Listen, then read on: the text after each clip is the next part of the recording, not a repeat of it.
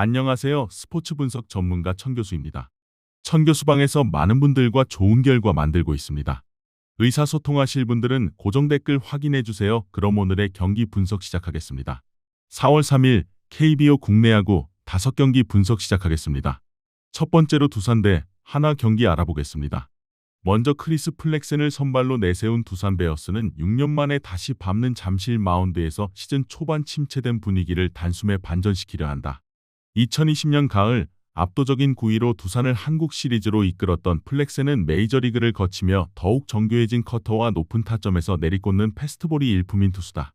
두산의 승리 공식은 박찬호, 정수빈 테이블 세터가 출루하고 양석환, 양의지, 카메론 클린업 트리오가 해결하는 것이다. 다만 시즌 첫 5경기에서는 1승에 그쳤을 정도로 초반 행보가 아쉽다.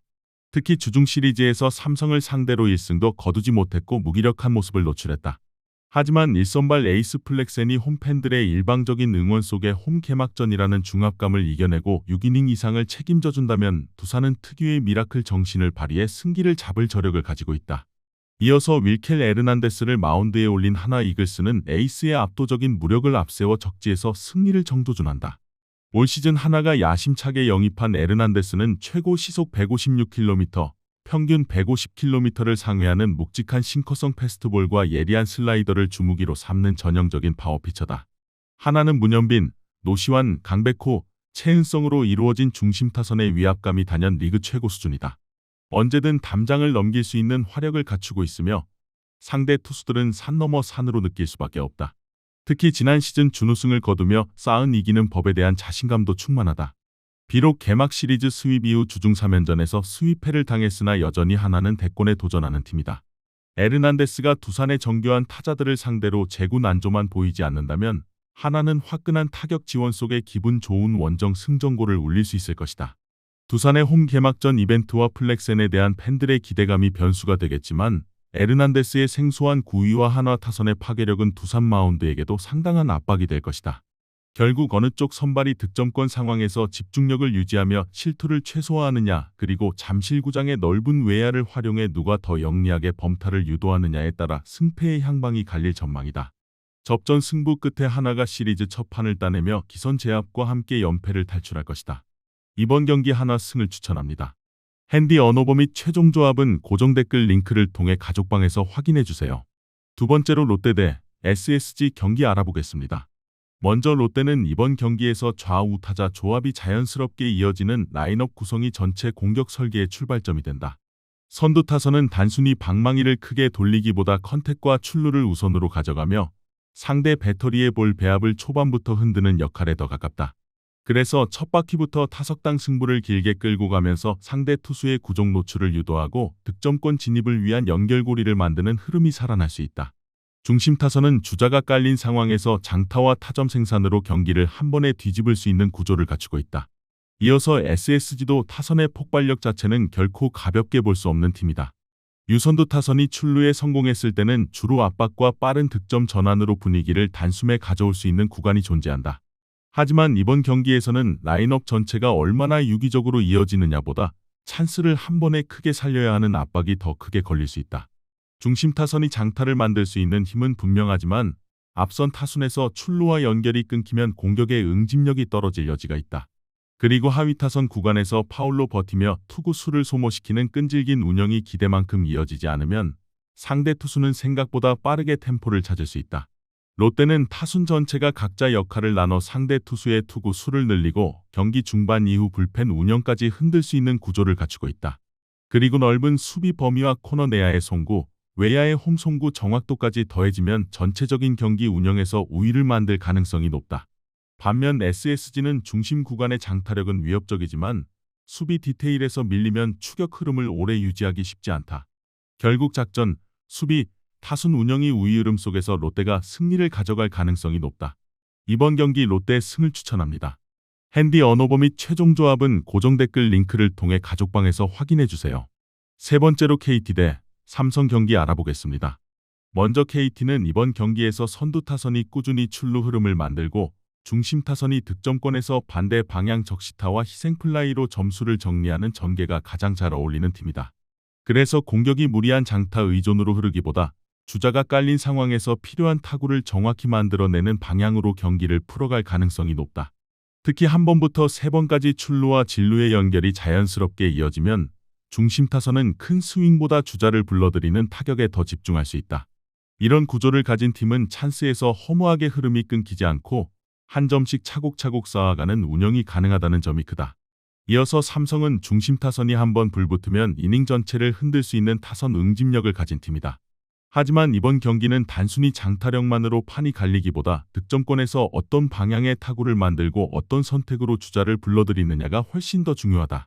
이 지점에서 삼성이 강하게 당겨치는 스윙 위주로 몰릴 경우 내야 수비 범위 안에서 정리되는 타구가 많아질 가능성도 존재한다. 그래서 출루는 만들어도 적시타 한 방으로 연결되지 못하고 잔루가 쌓이면서 흐름을 놓치는 장면이 나올 수 있다. 하위 타선이 예상 밖의 연결을 만들어주면 반등 여지는 있지만 2아웃 이후 승부에서 짧은 안타 하나를 만들어내지 못하면 이닝 전체의 압박감도 금방 사라질 수 있다. KT는 이번 경기에서 선두 타선의 출루 흐름, 중심 타선의 클러치 능력, 하위 타선의 끈질긴 연결까지 타선 전체의 집중력이 더 선명하게 드러날 수 있는 팀이다. 그리고 포수의 경기 조율, 유격수와 삼루수의 아코너 수비, 외야진의 홈송구와 중계 플레이까지 더해지면 한 점 싸움에서 필요한 디테일까지 갖춘 흐름이다. 반면 삼성은 순간 화력은 위협적이지만 접전이 길어질수록 득점권 결과물과 수비 판단에서 부담이 커질 수 있다. 결국 이번 승부는 정확함의 싸움이고 KT가 승리할 것이다. 이번 경기 KT 승을 추천합니다.